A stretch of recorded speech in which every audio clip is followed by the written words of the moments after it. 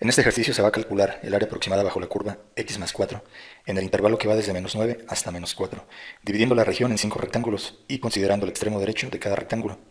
Entonces, esta verde que se observa es la curva bajo la cual se quiere calcular el área. Entonces, la función de esta curva es x más 4. Ahora, los límites entre los cuales se quiere calcular el área es desde -9 hasta -4. Entonces, en este caso, el valor más pequeño, que es -9, va a ser el límite inferior. Entonces el límite inferior se va a localizar por aquí, en -9. Y recordar que a ese límite inferior se le conoce con la letra A minúscula. Entonces A minúscula vale -9. Por otro lado, el límite superior, que es el valor más grande, en este caso es -4, se localiza por aquí. Entonces ahí se tiene el valor de B minúscula igual a -4. Entonces lo que sigue es calcular el ancho de cada rectángulo. Y se calcula con la fórmula b menos a entre n. Y únicamente hay que sustituir valores. El límite superior vale -4, entonces queda -4, menos de fórmula, y este que es el límite inferior se sustituye aquí, entonces queda -9. Entre n, que es el número de rectángulos, entonces en este caso se van a utilizar 5 rectángulos, entonces queda entre 5.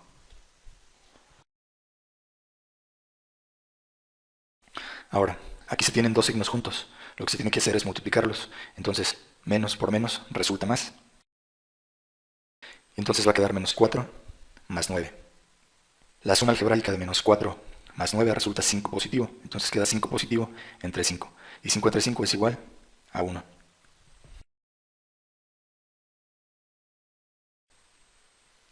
Entonces este será el valor del ancho de cada uno de los 5 rectángulos. Ahora se va a llenar la siguiente tabla. Primero la columna de I, donde va el número de rectángulos. Como son 5 rectángulos, aquí se escribe 1, 2, 3, 4 y 5 rectángulos. A continuación, en la segunda columna, se escriben los valores de x, y, donde se van a calcular las alturas de cada rectángulo. Entonces, para calcular la marca 1, x índice 1, se va a utilizar la fórmula del límite inferior más el valor de y por el valor de delta x. Entonces únicamente se sustituyen valores. El valor del límite inferior es -9. Luego queda más y, que vale 1, por delta x. Entonces queda más 1 por el valor de delta x, que vale 1. Entonces se tiene que esto es igual a -9. Aquí se tiene 1 positivo por 1, pues es 1. Entonces queda -9 más 1. Y -9 más 1 resulta -8.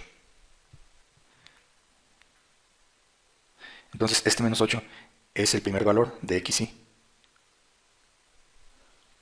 Para ahorrar tiempo en los procedimientos, para obtener el siguiente valor de x, y, lo que voy a hacer es, a este valor de x, y, le voy a sumar el valor de delta x. Entonces delta x vale 1. Entonces aquí voy a sumar 1. -8 más 1 da como resultado -7. Luego, para el siguiente valor de x, y, a este -7 le voy a sumar el valor de delta x. Es decir, le voy a sumar 1 en este caso. -7 más 1 resulta -6.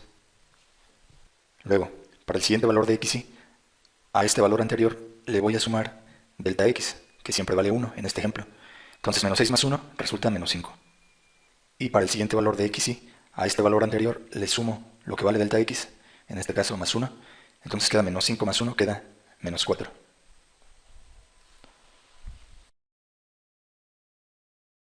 Entonces estos valores de x, y representan donde voy a trazar rectas verticales para construir los rectángulos con los que se va a calcular el área aproximada. Entonces una primera línea vertical está aquí, en x igual a -8.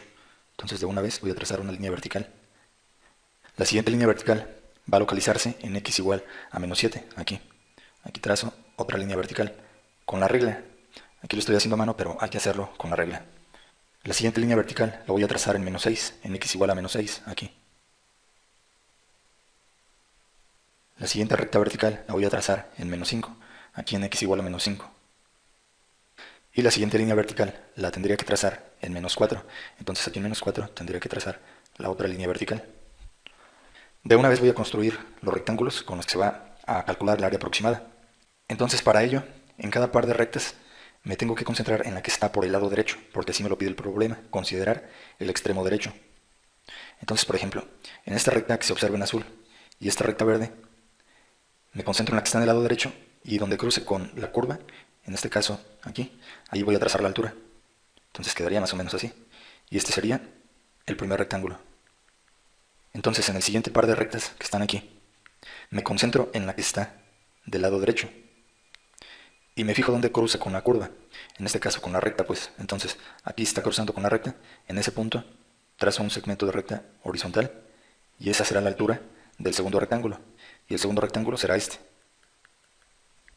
En el siguiente par de rectas, que son estas dos, me concentro en la que está del lado derecho y me fijo dónde cruza con la curva, en este caso la recta. Está cruzando aquí con la recta, ahí trazo un segmento horizontal para tener la altura del tercer rectángulo. Entonces el tercer rectángulo es este, que está aquí. En el siguiente par de rectas me concentro en esta, que está del lado derecho. Me fijo dónde cruza con la recta, en este caso, aquí, y en ese punto trazo la altura, que es un segmento de recta horizontal, así. Entonces este es el cuarto rectángulo. Para el siguiente par de rectas me concentro en la que está del lado derecho y me fijo dónde cruza con la curva, en este caso con esta recta, y ahí trazo la altura del quinto rectángulo. Entonces el quinto rectángulo estaría aquí. Bueno, a continuación, aquí en la tabla se va a llenar lo que es f, que depende de x subíndice y, que sería la altura de cada uno de los rectángulos. Entonces lo que se tiene que hacer es, por ejemplo, sustituir este valor de menos 8 en la función f de x igual a x más 4. Entonces quedaría así. F, que depende de menos 8, es igual a x menos 4, pero x se está sustituyendo por menos 8. Entonces queda menos 8 más 4. Y menos 8 más 4 da como resultado menos 4. Entonces esta sería la altura del primer rectángulo. Y se anota aquí, menos 4. Y visualmente se puede comprobar aquí en la gráfica que la altura del primer rectángulo es menos 4. Y resulta negativa puesto que se está midiendo hacia abajo del eje x. Ahora, se sustituye el valor de xy igual a menos 7. Entonces va a quedar ahora f, que depende de menos 7, va a ser igual a x más 4, pero x se está sustituyendo por menos 7, entonces queda menos 7 más 4. Y menos 7 más 4 da como resultado menos 3. Entonces esta sería la altura del segundo rectángulo. Y se puede comprobar visualmente, aquí el segundo rectángulo, su altura es menos 3. Ahora se va a sustituir el valor de xy igual a menos 6, y va a quedar así. Va a quedar f, que depende, en este caso de menos 6, es igual a x más 4, pero x se está sustituyendo por menos 6, entonces va a quedar menos 6 más 4. Y menos 6 más 4 da como resultado menos 2. Este menos 2 representa la altura del tercer rectángulo, se puede comprobar. Aquí está el tercer rectángulo y su altura es menos 2. Ahora se sustituye el valor de xy igual a menos 5 y va a quedar f, que depende de menos 5, va a ser igual a x, que vale en este caso menos 5, más 4. Entonces queda menos 5 más 4. Y menos 5 más 4 da como resultado menos 1. Entonces este menos 1 sería la altura del cuarto rectángulo. Se puede observar aquí en la gráfica. En el cuarto rectángulo su altura es de menos 1. Ahora se sustituye el valor de xy igual a menos 4. Entonces quedaría f, que depende de menos 4, va a ser igual a x más 4. Entonces quedaría menos 4 más 4.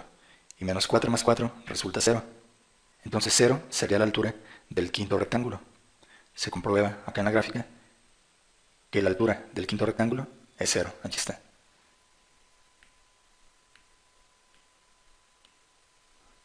Ahora, en la siguiente columna de la tabla se va a calcular la multiplicación de la altura por la base, o base por altura.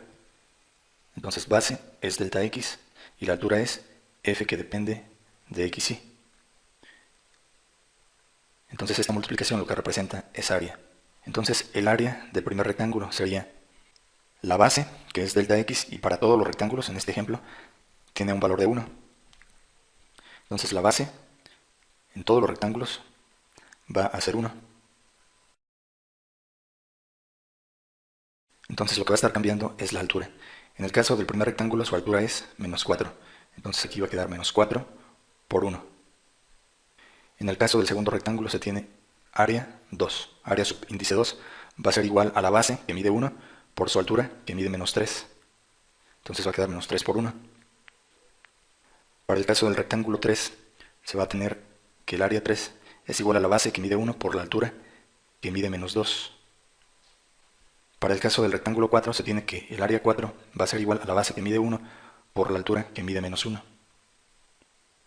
Y para el caso del rectángulo 5, se tiene que el área 5 va a ser igual a la base, que mide 1, por la altura, que mide 0. Entonces se realizan estas operaciones y se tiene menos 4 por 1 es igual a menos 4, y todas son unidades cuadradas, porque es un área. En la siguiente área se tiene menos 3 por 1 es igual a menos 3. En el área 3 se tiene menos 2 por 1 es igual a menos 2. En el área 4 se tiene menos 1 por 1 es igual a menos 1. Y en el área 5 se tiene 0 por 1, pues eso da como resultado 0. Entonces, ¿qué se tiene que hacer para obtener el área total aproximada? Pues lo que se tiene que hacer es sumar el área 1 más el área 2 más el área 3 más el área 4 más el área 5. Entonces esto es la suma de Riemann. Recuerde que esto se abrevia con la letra sigma, que indica una sumatoria de la multiplicación de la base, que es delta x, por la altura, f, que depende de xy. Entonces el valor de y va a estar cambiando desde 1, que es el primer rectángulo, hasta n igual a 5, que es el rectángulo número 5. Entonces el área total aproximada simplemente consiste en sumar menos 4 menos 3 es menos 7, menos 7 menos 2 es menos 9, y menos 9 menos 1 es menos 10. Menos 10 más 0 sigue siendo menos 10. Entonces el área total aproximada es menos 10 unidades cuadradas. Entonces, estas rectas verticales que fueron de ayuda ya no se ocupan más en este momento. Sería conveniente borrarlas.